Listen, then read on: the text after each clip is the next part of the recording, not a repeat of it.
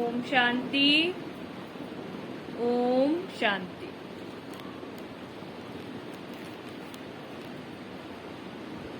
मैं मास्टर सर्वशक्तिवान आत्मा हूँ।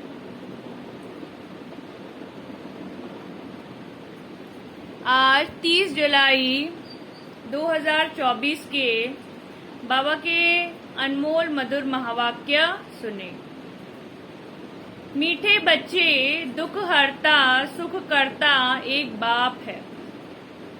वही तुम्हारे सब दुख दूर करते हैं। मनुष्य किसी के दुख दूर नहीं कर सकते। प्रश्न: विश्व में अशांति का कारण क्या है और शांति स्थापन कैसे होगी? उत्तर: विश्व में अशांति का कारण है अनेकानेक धर्म। कलयुग के अंत में जब अनेकता है तब अशांति है।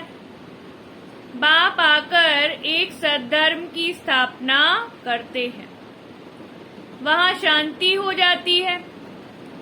तुम समझ सकते हो कि इन लक्ष्मी नारायण के राज्य में शांति थी। पवित्र धर्म, पवित्र कर्म था। कल्याणकारी बाप फिर से वह नई दुनिया बना रहे हैं। उसमें अशांति का नाम नहीं। रूहानी बाप बैठ रूहानी बच्चों को समझाते हैं। रूहानी बाप को ही ज्ञान का सागर कहा जाता है। वह तो बच्चों को समझाया है। बॉम्बे में भी बहुत सोशल वर्कर्स हैं, उनकी मीटिंग होती रहती है। बॉम्बे में खास जहां मीटिंग करते हैं उसका नाम है भारतीय विद्या भवन। अब विद्या होती है दो प्रकार की। एक है जिस्मानी विद्या जो स्कूल कॉलेजों में दी जाती है। अब उसको विद्या भवन कहते हैं। जरूर वहाँ कोई दूसरी चीज है। अब विद्या किसको कहा जाता है यह तो मनुष्य जानते ही नहीं। यह तो रूहानी विद्या भवन होना चाहिए। विद्या ज्ञान को कहा जाता है। परमपिता परमात्मा ही ज्ञान सागर है। श्री कृष्ण को ज्ञान का सागर नहीं कहेंगे। श्री कृष्ण जी को ज्ञान का सागर नहीं कहेंगे।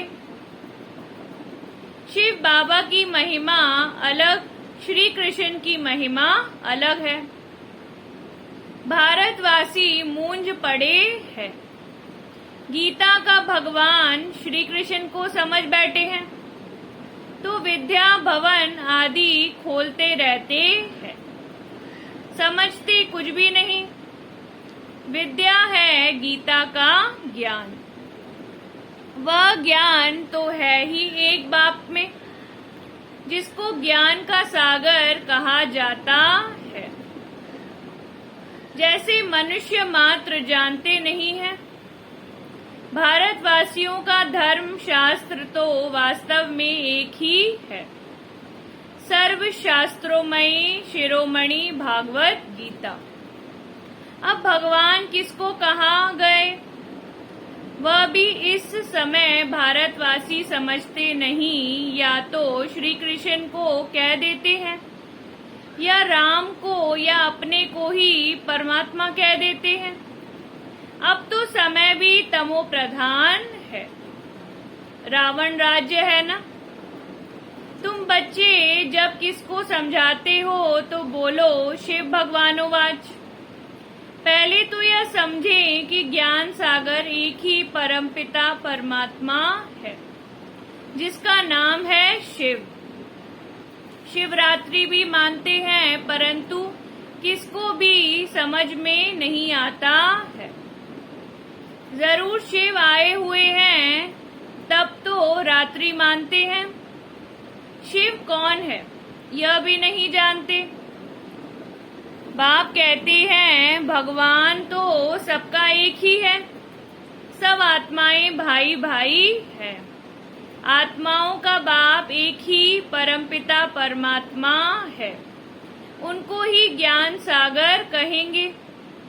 देवताओं में यह ज्ञान है नहीं। कौन सा ज्ञान? रचयिता और रचना के आदि मध्य अंत का ज्ञान।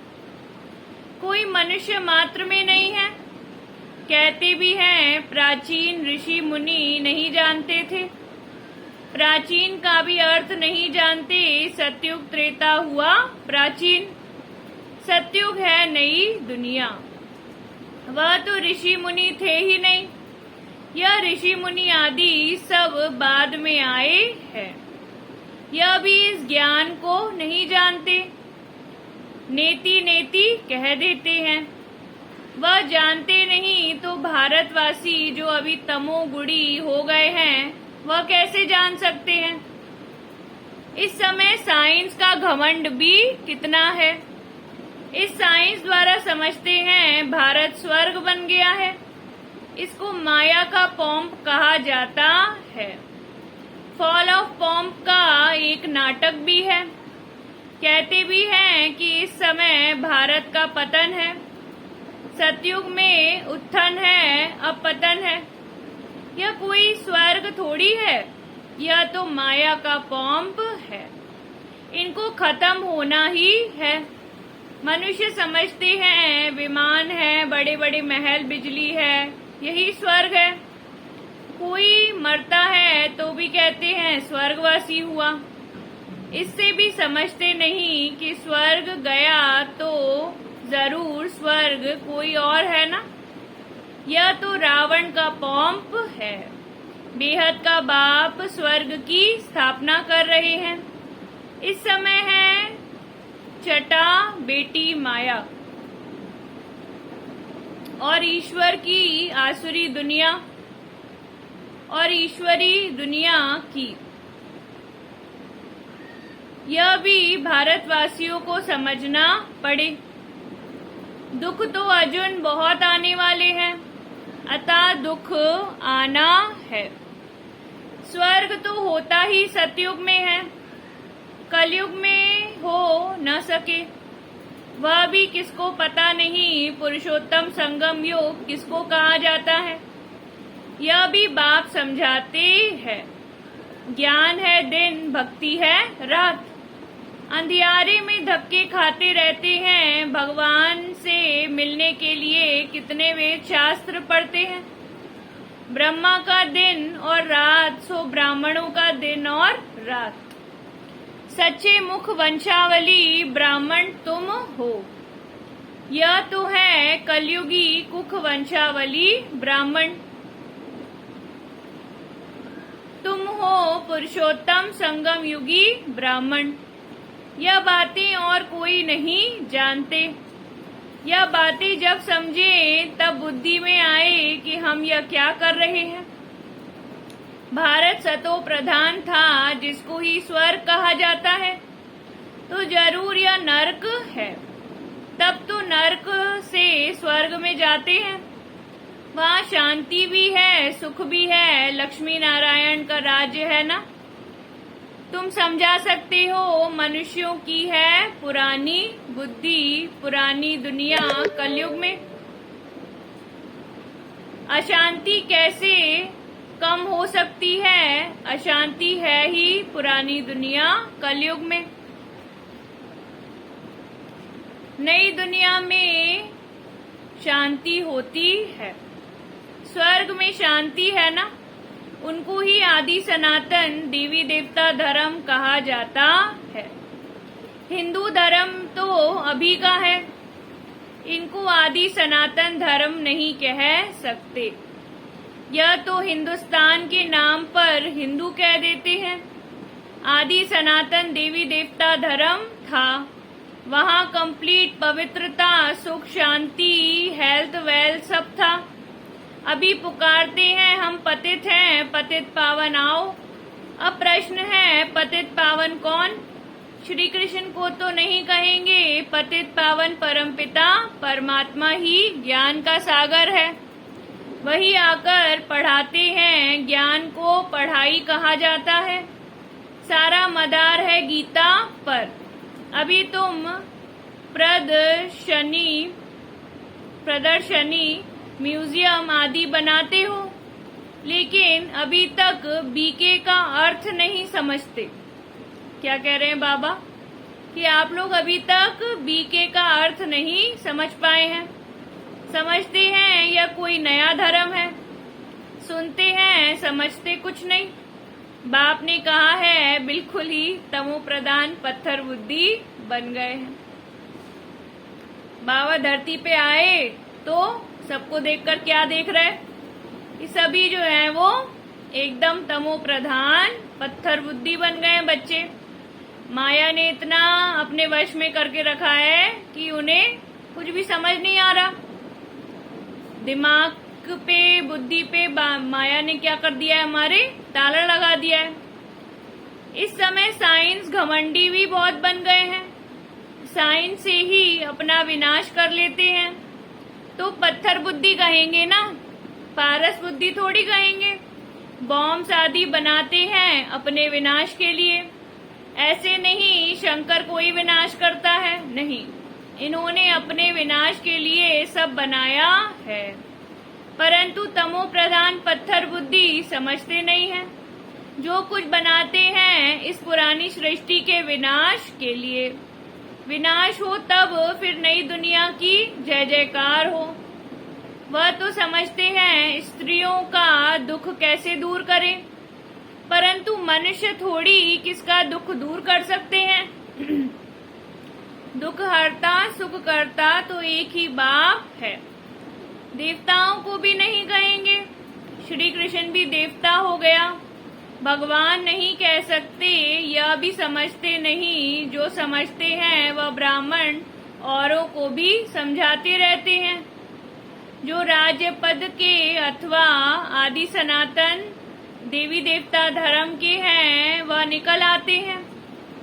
लक्ष्मी नारायण स्वर्ग के मालिक कैसे बने, क्या कर्म किया जो विश्व के मालिक बने। इस समय कलयुग अंत में तो अनेकानेक धर्म है, तो अशांति है। नई दुनिया में ऐसे थोड़ी होता है। अभी यह है संगम योग, जबकि बाप आकर राजयोग सिखलाते हैं। बाप ही कर्म अकर्म विकर्म की नॉलेज सुनाते हैं। आत्मा शरीर लेकर कर्म करने आती है। सतयुग में जो कर्म करते वह अकर्म हो जाते, वहां विकर्म होता नहीं। सतयुग में क्या होता है, कर्म अकर्म हो जाते और यहाँ पे विकर्म हो जाते। दुख होता नहीं, कर्म अकर्म विकर्म की गति बाप ही आकर अंत में सुनाते हैं। मैं इनके बहुत जन्मों के अंत में के भी अंत में आता हूँ, इस रथ में प्रवेश करता हूँ। क्या बता रहे परमात्मा कि मैं ब्रह्मा जो नई सृष्टि की स्थापना करते हैं, उनके तन में मैं प्रवेश करके तुम्हें ज्ञान सुनाता हूँ।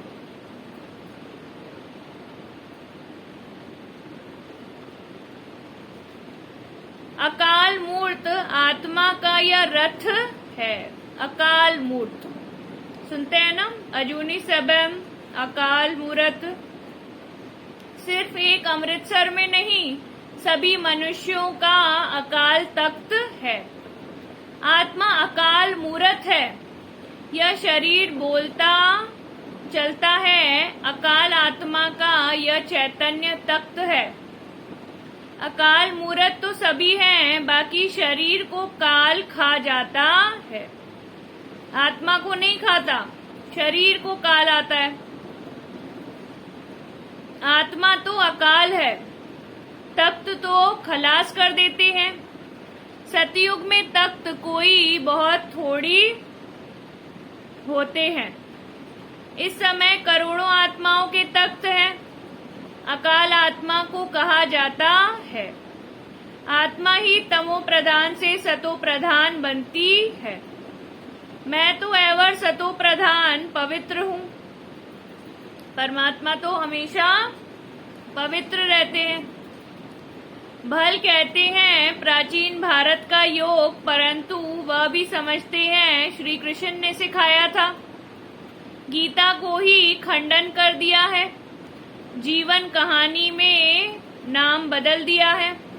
बाप के बदले बच्चे का नाम डाल दिया है। शिवरात्रि मनाते हैं, परंतु वह कैसे आते हैं यह जानते नहीं। शिव है ही परम आत्मा। शिव ही है परमात्मा। उनकी महिमा बिल्कुल अलग है। आत्माओं की महिमा अलग है। बच्चों को यह पता है राधे कृष्ण ही लक्ष्मी नारायण है। लक्ष्मी नारायण के दो रूप को ही विष्णु कहा जाता है। फर्क तो है नहीं, बाकी 4 भुजा वाला 8 भुजा वाला कोई मनुष्य होता नहीं। देवियों आदि को कितनी भुजाएं दे दी है, समझाने में समय लगता है। बाप कहते हैं मैं हूँ ही गरीब निवास। मैं आता भी तब हूँ जब भारत गरीब बन जाता है, राहु का ग्रहण बैठ जाता है। अभी गरीब क्यों बन गए हम भारतवासी? क्योंकि राहु का ग्रहण बैठ जाता है। बृहस्पति की दशा थी, अब राहु का ग्रहण भारत में तो क्या सारे वर्ल्ड पर है। इसलिए बाप फिर भारत में आते हैं, आकर नई दुनिया स्थापन करते हैं, जिसको स्वर्ग कहा जाता है। भगवानुवाच मैं तुमको राजाओं का राजा, डबल सिरताज, स्वर्ग का मालिक बनाता हूँ, है ना। परमात्मा हमें क्या बना के गए थे? स्वर्ग का मालिक। और हमने क्या कर दिया? नरक बना दिया धरती को। रावण ने नरक बना दिया पूरा। 5000 वर्ष हुआ जबकि आदि सनातन देवी देवता धर्म था। अभी वह है नहीं, तमो प्रधान हो गए हैं। बाप खुद ही अपना अर्थात रचयिता और रचना का परिचय देते हैं। तुम्हारे पास प्रदर्शनी म्यूजियम में इतने आते हैं, समझते थोड़ी हैं। कोई बिरले समझकर कोर्स करते हैं। रचयिता और रचना को जानते हैं। रचता है बेहद का बाप, उनसे बेहद का वर्षा मिलता है। यह नॉलेज बाप ही देते हैं। फिर राजाई मिल जाती है तो वहाँ नॉलेज की दरकार नहीं। सदगति कहा जाता है नई दुनिया स्वर्ग को। दुर्गति कहा जाता है पुरानी दुनिया नरक को। बाप समझाते तो बहुत अच्छी तरह से हैं, बच्चों को भी ऐसे समझाना है। लक्ष्मी नारायण का चित्र दिखाना है, यह विश्व में शांति स्थापन हो रही है। आदि सनातन देवी देवता धर्म का फाउंडेशन है नहीं जो बाप स्थापन कर रहे हैं। देवताओं का पवित्र धर्म, पवित्र कर्म था। अभी यह है ही विशेष वर्ल्ड। नई दुनिया को कहा जाता है वॉइसलेस वर्ल्ड, शिवालय। अब समझना पड़े तो विचारों का कुछ कल्याण हो। बाप को ही कल्याणकारी कहा जाता है। वह आते ही हैं पुरुषोत्तम संगम युग पर। कल्याणकारी युग में कल्याणकारी बाप आकर सबका कल्याण करते हैं। पुरानी दुनिया को बदल नई दुनिया स्थापन कर देते हैं। ज्ञान से सदगति होती है, इस पर रोज टाइम लेकर समझा सकते हो। बोलो रचता और रचना के आदि मध्य अंत को हम ही जानते हैं। यह गीता का एपिसोड चल रहा है जिसमें भगवान ने आकर राजयोग सिखाया है, डबल सिरताज बनाया है। यह लक्ष्मी नारायण भी राजयोग से यह बने हैं।